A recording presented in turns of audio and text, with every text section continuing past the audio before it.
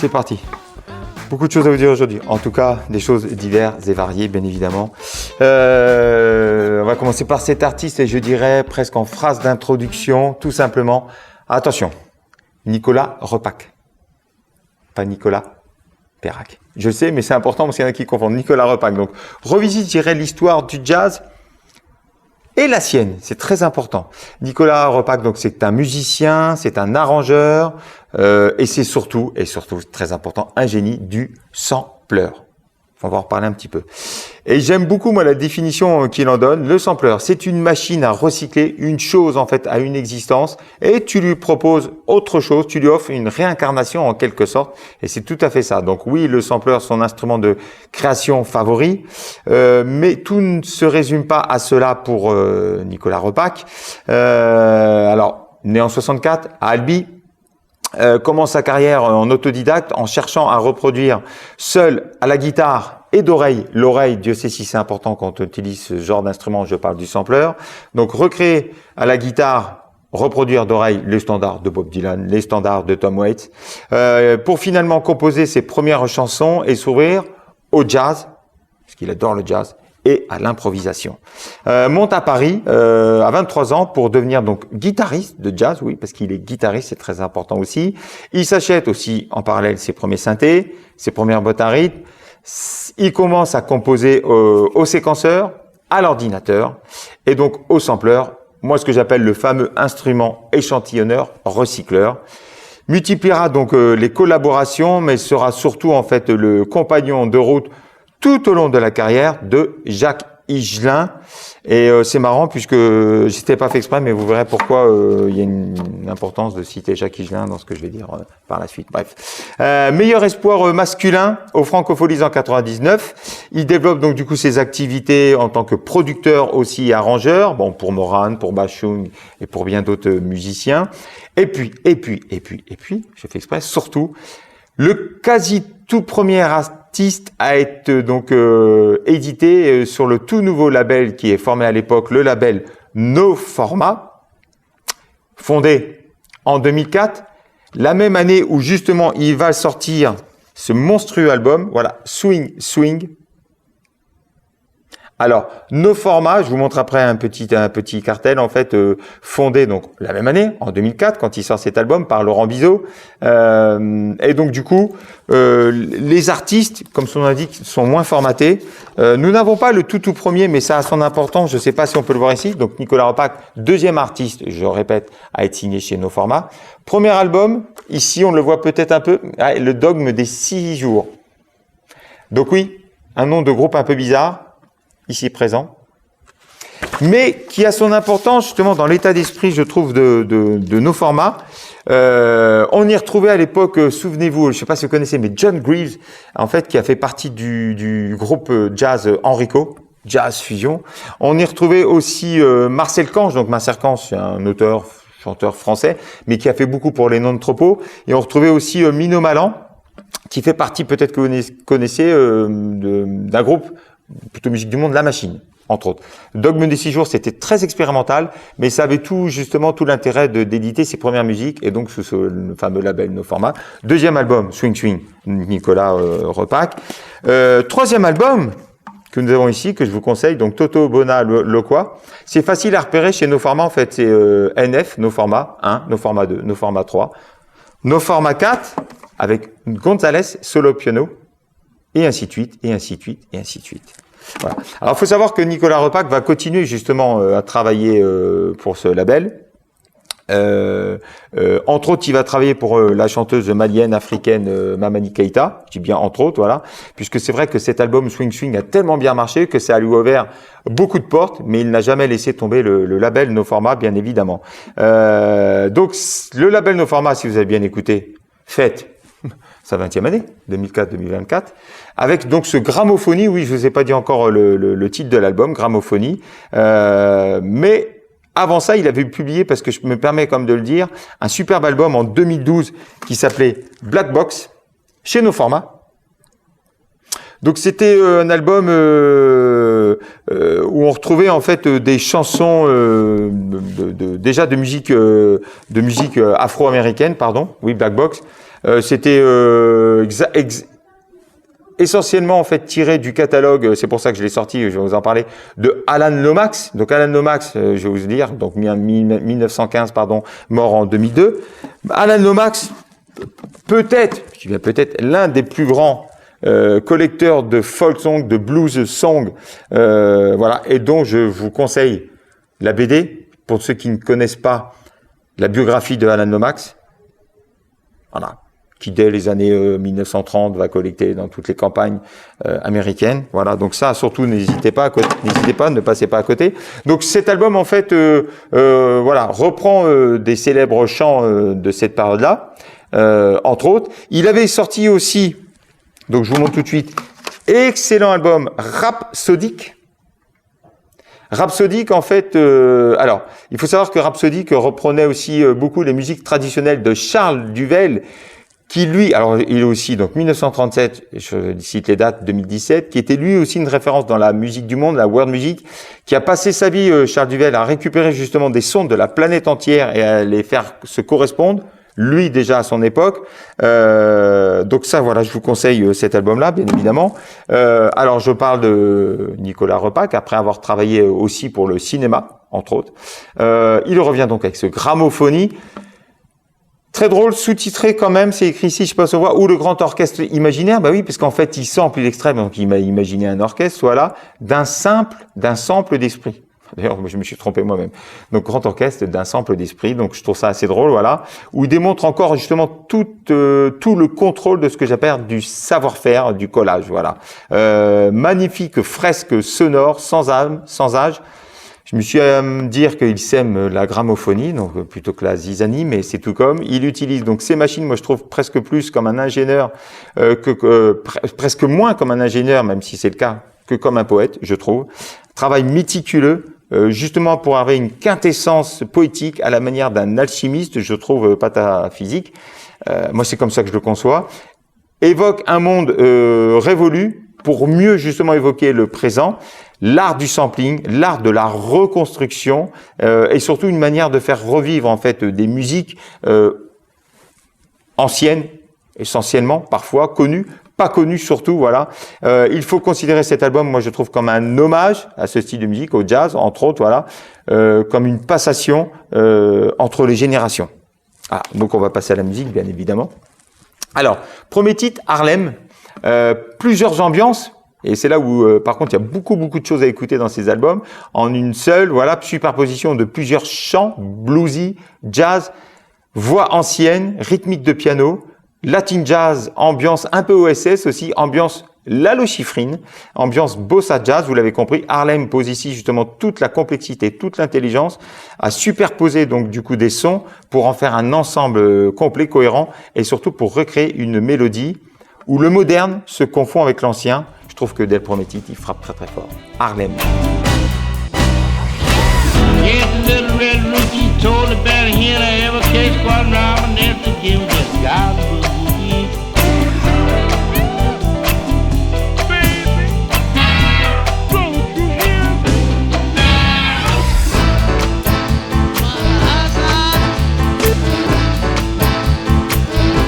Le titre, très important, Paris Spirale, est dans la continuité, je dirais, dans la même lignée de ce que faisait Saint-Germain. Saint-Germain, alias Ludovic Navarre.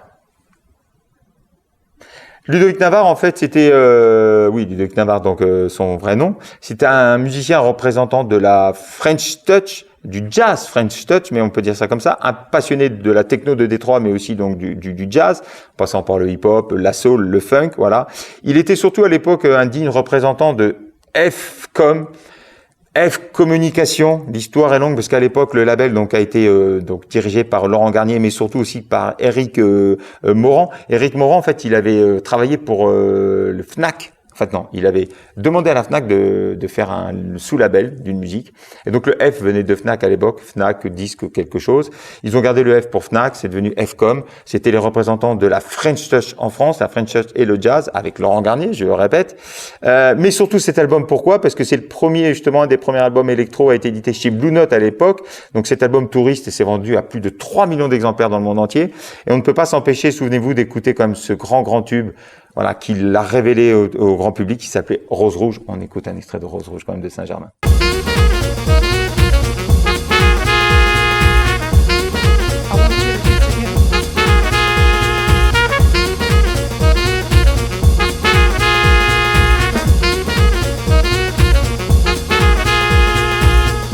Voilà, c'était juste pour dire que, parce qu'il faut se souvenir.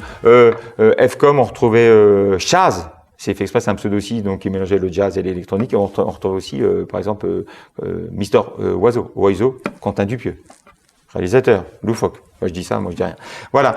Donc le titre, je reviens à Paris Spirale, pardon, il faut pas que j'en oublie ce que j'ai à dire, illustre tout le bien justement quand on sait combiner le jazz et l'électronique dance floor répétitive, la boucle représentant justement cette fameuse spirale. Donc c'est important au niveau du titre, infernal, et le jazz, je dirais presque le jazz à la Boris Vian, le jazz des années 30, du Paris des années 30, voilà, le Paris, le jazz du Saint-Germain-des-Prés. Je me demande s'il n'y a quand même pas un hommage justement. Paris Spirale.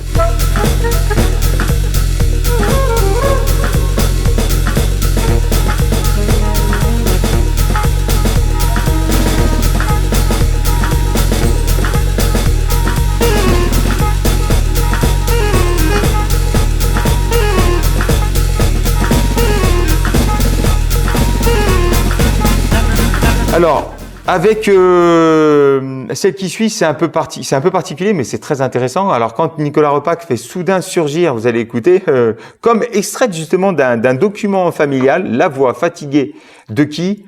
De sa maman, fatiguée mais ô combien très touchante, très émouvante, et qui chante Pleure pas Nelly. On comprend donc encore plus la dimension personnelle de cet album, au-delà de son amour pour le jazz. Une émotion brute sous cet habillage justement d'un voile léger de cordes et d'une batterie discrète jouée au ballet. Donc très doux, très calme. Pleure pas Nelly, donc c'était un standard chanson française popularisé en 1952 par qui? Par Eddie Constantine. Eddie Constantine, acteur, chanteur franco-américain d'origine juive qui est né, j'ai regardé en fait aux États-Unis. C'était Edouard Israël Konstantinovitch. Non, c'est pas des blagues, voilà. Voilà. Donc pleure pas Nelly, émouvant, vraiment. Pleure pas Nelly, demain on va me pendre. Pleure pas Nelly, demain tout sera fini. Tu diras à ma mère que je l'aimais beaucoup. Scatastrophe. Oui, je l'ai fait exprès. Tout est dans le titre. Donc on entend bien, on a bien compris qu'il est question de scat. Le scat, je rappelle quand même pour ceux qui ne savent pas, donc improvisation de simples syllabes, d'onomatopées, de rythmique ou imitation vocale d'instruments. Qui serait, je dis bien qui serait apparu en 1926, par qui? Par Louis Armstrong. Apparemment, j'ai bien regardé, il y aurait eu quand même des prémices bien avant, mais bon, on date le scat de 1926 avec plusieurs anecdotes, puisque souvenez-vous, à l'époque, pour ceux qui ne savent pas l'histoire, Louis Armstrong enregistre une version de Heebie Jeebies. Et même là, il y a deux anecdotes. Première, que moi je crois moins, il laisserait tomber en fait la partition et les notes de la chanson, donc du coup il improvise puisque la partition tombe, donc il sait pas quoi dire.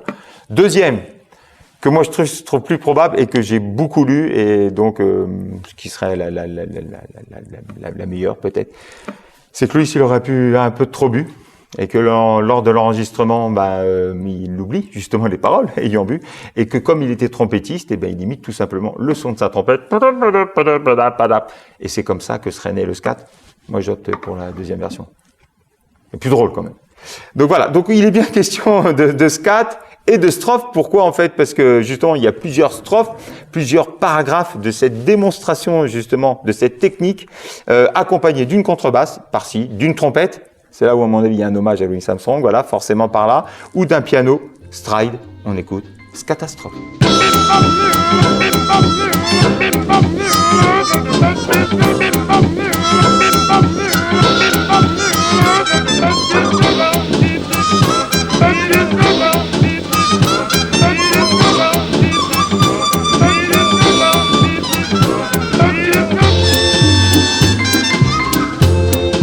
La track porte elle aussi bien son nom, voilà, résolument par contre plus moderne dans le son, et surtout on ressent cette traque, on ressent cette urgence de s'enfuir, avec un rythme frénétique, la batterie joue, je trouve, dans ce sens, un sitar arrive, un free jazz aussi, encore truffé d'associations sonores, la traque.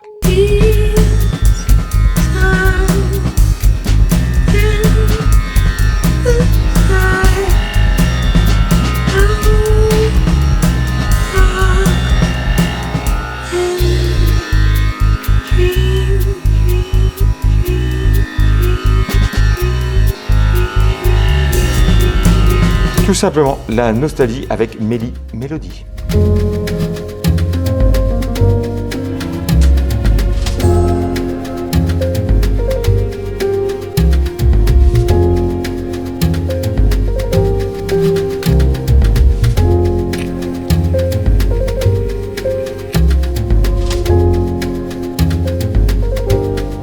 Donc encore. Oui, des accords, il m'en faut des accords.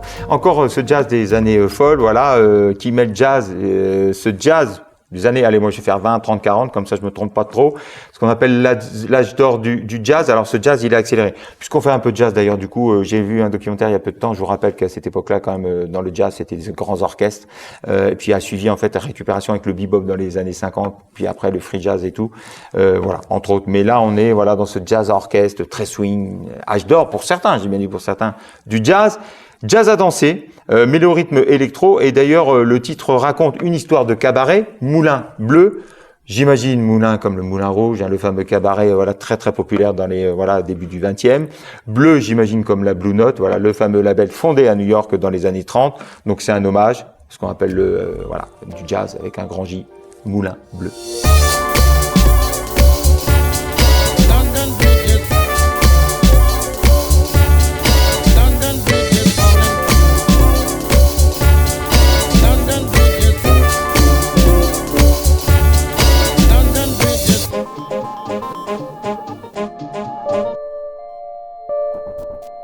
Alors superbe rythme avec swing phonie, donc là encore quelques belles combinaisons incroyables.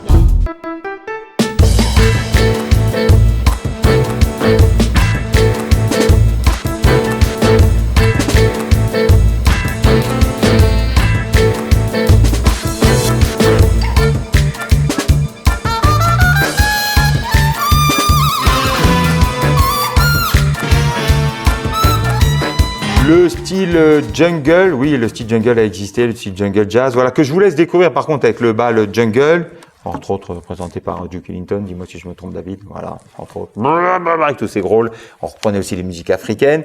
Par contre, donc on va se quitter avec à peu près la même histoire familiale que pour Pleur Panelli, où cette fois en fait, c'est assez marrant, je l'ai écouté plusieurs fois, d'ailleurs je pense que c'est volontaire, voilà, il laisse libre cours, je trouve, à une association complètement décalé, justement entre la tendresse de l'interprétation de sa mère et cette mélodie piano cordes très douce, très bouleversante. Donc c'est les Roses blanches de Bert Silva, voilà, décrit, voilà. Alors moi je trouve c'est un peu comme un final composé pour le cinéma, mais écoutez bien, en fait comme s'il avait enregistré presque sa mère sans qu'elle le sache, et lui il rajoute une mélodie qui est un peu en décalé, je le répète. Rose blanche, le véritable amour, celle que par exemple que porte un enfant à sa maman.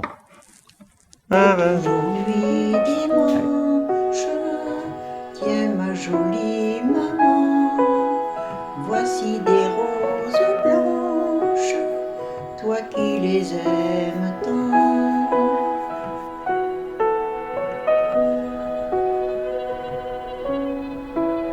C'est aujourd'hui dimanche. Donc n'hésitez pas à venir nous voir pour emprunter tous les disques du label No Format. On les a pas tous, mais quasiment en toute honnêteté. Très très très bon label français. Alors, je reste dans la thématique du jazz, oui et non. Je l'ai fait volontairement exprès avec un album et surtout encore une fois un label. C'est pour ça que j'ai voulu aussi en parler. Jazz Family, moins connu mais très intéressant, qui fête alors lui son centième parution, je trouve d'une belle manière avec donc le trio KLT. Et surtout avec la découverte, la révélation, la voix formidable de la chanteuse Jessie Elsa Palma, chanteuse française bercée au gospel et aux racines africaines. Trio composé donc de Kevin Larivo au piano Rhodes, au OB6 qui est aussi un séquenceur, décidément on n'en sort pas. Gabriel Gore, c'est son nom. Bah, rien à voir avec le style de musique, à la contrebasse, et donc Théo Chiru à la batterie et aux percussions. Nous livre, je trouve, un subtil équilibre justement entre l'amour de l'acoustique et mêler une recherche esthétique résolument moderne. La signature vocale, donc assez unique, je trouve, en France, de Jessie Elsa Palma. Néo soul, assez envoûtante, voilà. Un tableau donc assez groove, assez jazz aussi pour le trio. L'originalité donc réside dans un choix d'enregistrement, alors live, c'est pas nouveau, bien évidemment, mais surtout en fait aux quatre coins du monde. Pourquoi? En fait, en respectant les origines de chacun des musiciens et qui va même parfois au-delà du trio. Parce qu'il y a aussi des musiciens qui se rajoutent au trio, bien évidemment. À savoir, donc, un petit tour en Italie dans les mythiques studios Houdin. À New York, pour enregistrer la trompette, on va l'écouter à un moment donné, de Daphnis Moglia, superbe jeu de trompette.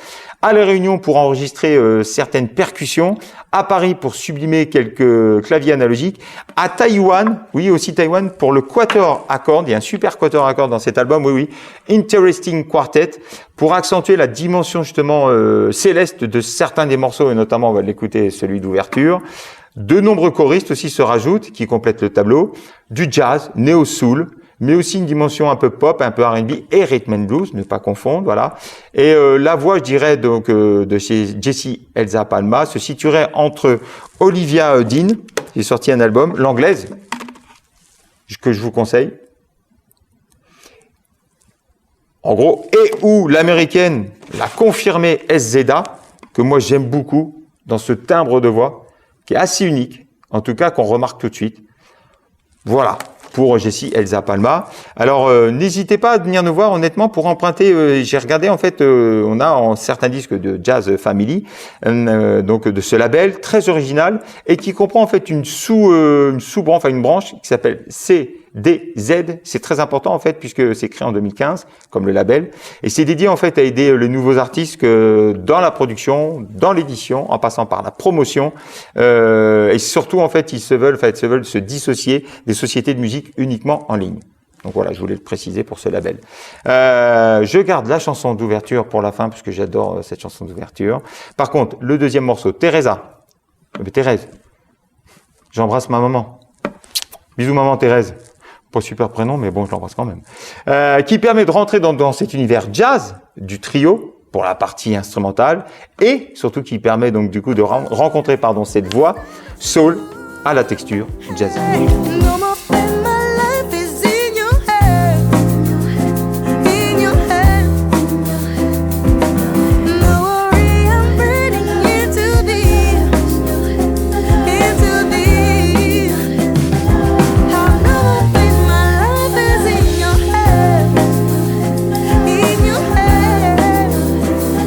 Une contrebasse qui ouvre I Surrender, un piano tout en douceur et même la voix se fond, je trouve, dans les accords de cette mélodie jazz à la fois traditionnelle et si moderne.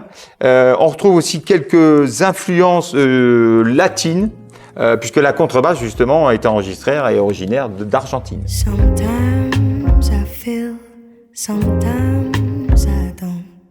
How to say I love you to someone you don't even know. Looking out my mirror, I open the window, hold my memory, yes. Do you have the... Life is a long road, petit mouvement de batterie percussive. Se rajoute un shakéré pour la touche afro. Piano joué avec respiration, un chant où la texture et la façon de chanter se fait différente selon si c'est chanté en anglais ou chanté en français, oui, au sein du même titre.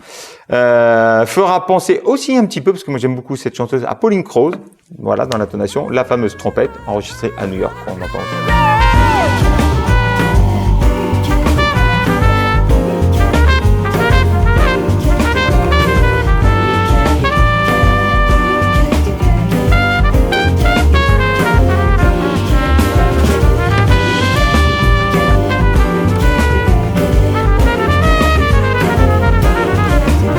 Locked in Paradise, un refrain presque piano-voix, presque pop. Ici, quelque chose aussi, vous allez me dire, je dis beaucoup de références, mais de Kimber Rose, qui elle aussi est française. je trouve, dans la voix, un petit peu. Le son jazz, voilà, et c'est valable aussi pour l'ensemble de l'album, je trouve d'ailleurs, ce son qui plaira peut-être à ceux qui aiment The Bad Plus. Fast see my shadow. I can feel the thieves on my pedal.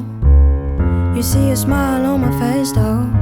But another end I feel so low, so low, so low. Fast see my shadow. I can feel the thieves on my pedal. You see a smile on my face though. But another end I feel so low, so low. Blue is the sky when I Belong to You, alors en duo avec le chanteur Kay, donc dans sa forme jazz, super chanteur, dans sa forme jazz, soul, gospel, du meilleur effet. Lonely in front of this sad reality. I don't know how to deal with my destiny. Sometimes I'm brave, even ambitious, but now I need something new. it's time to have your words, time to be yourself. No matter what's coming next, it doesn't matter. Un peu de salsa, bossa, jazz avec Far Away, Soul Latino. Don't go too far away. I don't want you far away. Don't go too far away. I don't want you far away. Don't go too far away. I don't want you far away. Et donc, chose promise, chose due, je reviens au titre d'ouverture. Pourquoi? Parce que j'adore ce titre. Je l'avais découvert, en fait, il était sorti bien avant la sortie de l'album. Special Guest, c'est le titre, voilà, un frère tire l'arme, un titre incroyable, des frissons assurés, une puissance émotionnelle dans l'interprétation. Je trouve une profondeur d'âme, l'union, voix, batterie, piano et les cordes, voilà, d'une efficacité, redoutable, voilà, un grand moment. Ah oui, vous imaginez bien, c'est mon coup de cœur. Time can fly, but not the love you give. I struggle every day, but the battle is worthy. I hear your voice, it will be better. Yes, you shine on me and you give me victory. My special guest.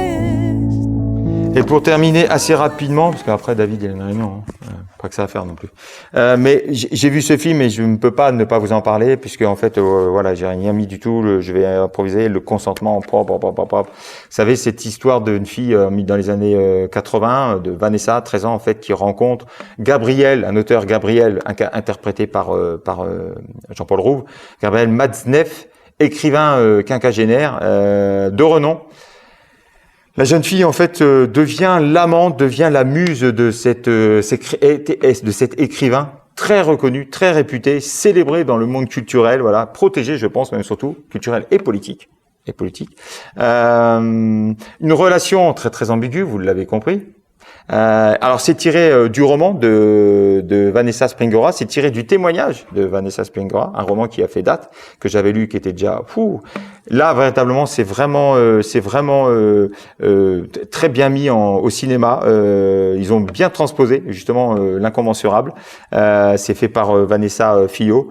Voilà, je vous conseille ce film, à pas mettre entre tous les yeux. Et puis donc pour rester dans la thématique de la salle d'exposition, puisque ça fait un moment que je voulais vous en parler. Et oui, qui se souvient de pourquoi salle d'exposition? Je vous rappelle la BD et l'immigration. Et donc du coup, il en est aussi question dans Lord El Wafi. Qui se souvient de Bouguera El Wafi, de son vrai nom, première médaille d'or au marathon aux Jeux Olympiques d'Amsterdam en 1928. Et non, ce n'était pas Mimoun en 1956 devant Zatopek, c'était bien El Wafi. Itinéraire de cet Algérien justement, pauvre, très très pauvre, qui courait déjà chez lui dans le désert algérien pour rattraper les chèvres, voilà, pour les recoller au troupeau, mobilisé pendant la Première Guerre mondiale, qui déjà allait sauver certains soldats justement du fait qu'ils couraient bien. C'est pas des blagues. Donc tout ça est bien évidemment mis dans cette BD. Destin tragique, voilà, parce qu'il finit assassiné en 1961 et surtout personne, je pense, connaissait Bouguera El Wafi. Et d'ailleurs, il y a aussi question de Mimoun, parce que Mimoun justement lui a rendu hommage quand lui il a eu sa première médaille d'or olympique. Et il en est aussi question dans ce destin, cette incroyable histoire d'un des plus grands athlètes du XXe siècle. Donc la BD et l'immigration, venez nous voir, des panneaux extraordinaires. des choses aussi qui ont été prêtées avec des petits cartels qui expliquent justement tous ces gens qui ont vécu l'immigration. N'hésitez pas à venir nous voir. Et puis, on se dit à la semaine prochaine. Je vous embrasse très très fort. Le même. Kiss.